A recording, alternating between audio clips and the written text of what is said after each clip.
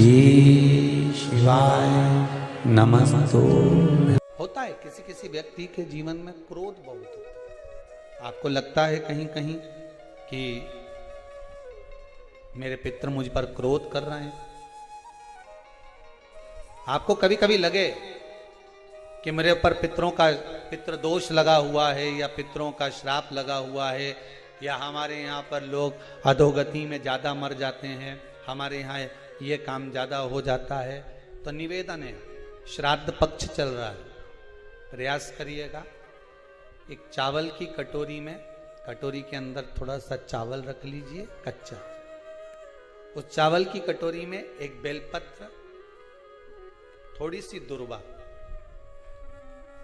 बांधकर पानी का मटका, परिंडा या जहां अपना रसोई घर में जल रखते हो, उस कटोरी को वहां पर 2 दिन 3 दिन तक रख दो। वैसे तो 16 दिन रखो ज़्यादा अच्छा था, पर जो दिन अपने को मालूम है 2-3 दिन उसको रख दीजिए। घी का दिया लगाइए। 3 दिन के बाद में उस दुर्वा को, उस बेलपत्र को शिव बाबा को ले जाकर समर्पित कर दो। चावल पूरे घर में घुमाने के बाद चिड़िया को या नदी में या किसी जीव को प्रदान कर दो। महाराज, पितृदोष के निवारण का सुंदर तरीका।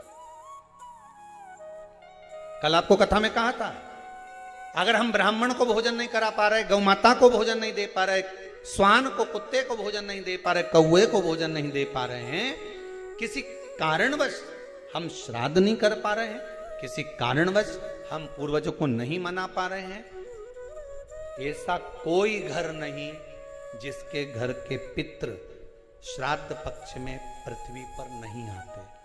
तुम पूछो मत पूछो, तुम्हारे घर के पूर्वज तुम्हारे यहां जरूर आते। दरवाजे पर आकर खड़े होते हैं पितृ, दरवाजे पर आकर हमारे घर के पितृ खड़े होते हैं,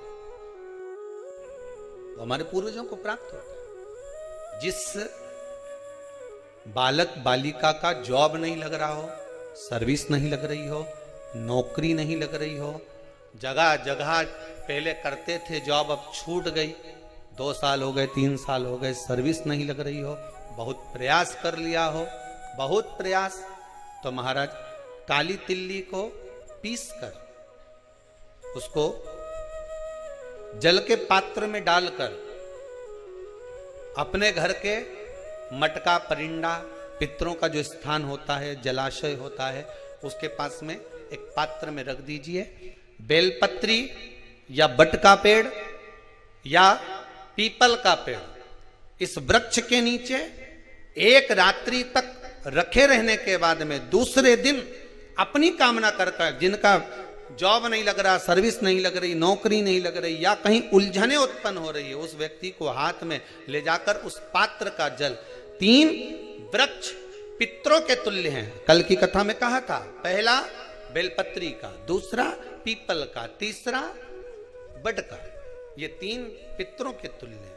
इन 3 में से किसी भी वृक्ष के नीचे उस काली तिल के जल को समर्पित कर दीजिए। महाराज, बाबा चाहेगा, भोलेनाथ जी चाहेगा तो 3 महीने में कहीं ना कहीं योग बना ही देगा, ये पक्का। पितृ, जब शंकर भगवान को जल चढ़ाया जाता है 16 श्राद्ध पक्ष में, 16 दिन श्राद्ध के जब हम भगवान शंकर को जल समर्पित करते हैं तो उसका भाग हमारे पितरों को प्राप्त होता।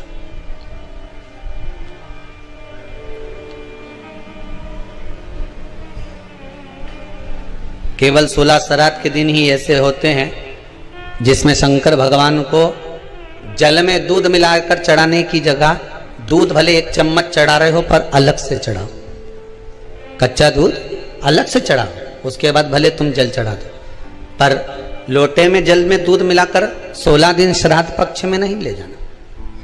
भले 1 चम्मच दूध लेकर जाओ, 1 कटोरी दूध लेकर जाओ, पर कच्चा दूध अलग से लेकर जाओ, शंकर भगवान को अलग से चढ़ाओ, क्योंकि 16 दिन श्राद्ध पक्ष के जब भगवान शंकर को दूध और जल चढ़ाया जाता है, वो हमारे पितरों के खाते में चला जाता है, हमारे पितरों को उसका भाग मिलता है।